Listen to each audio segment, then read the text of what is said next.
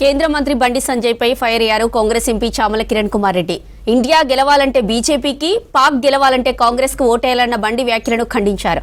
దీనిపై ఈసీకి ఫిర్యాదు చేస్తామన్నారు. ఇక కరీంనగర్ కు వెళ్లగానే బండి కార్పొరేటర్ లాగా మారుతారని విమర్శించారు. ఎన్నికల టైంలో ప్రజలను రెచ్చగొట్టి కన్ఫ్యూజన్ చేయడం సరికాదన్నారు ఎంపీ చామల కిరణ్ కుమార్ రెడ్డి.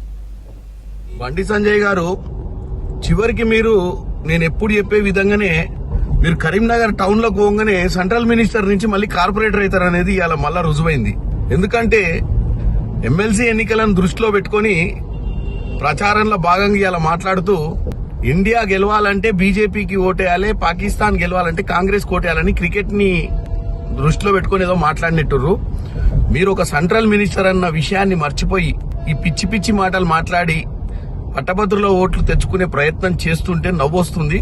డెఫినెట్ గా మీరు మాట్లాడిన మాటల మీద మేము ఎలక్షన్ కమిషన్ కి ఫిర్యాదు చేస్తాం. ఎందుకంటే ఒక బాధ్యత గల వ్యక్తి ఈ విధంగా ప్రజలను రెచ్చగొట్టే ధోరణిలో, ప్రజలను ఓట్ల సమయంలో కన్ఫ్యూజ్ చేసే ధోరణిలో మాట్లాడటం అనేది తప్పు. ఇది డెఫినెట్ గా మేము మీపై కేసు ఫైల్ చేస్తాము. ఎందుకంటే మీరు డెవలప్మెంట్ చెప్పి ఓట్లు అడిగితే బాగుండేది. మీరు డెవలప్మెంట్ గురించి మాట్లాడకుండా కేవలం ఒక క్రికెట్ మ్యాచ్ అనే సెంటిమెంట్ ని దృష్టిలో పెట్టుకుని మీరు ప్రజల మధ్యకు వచ్చి ఒక కార్పొరేటర్ లాగా మాట్లాడటం చాలా దురదృష్టకరం.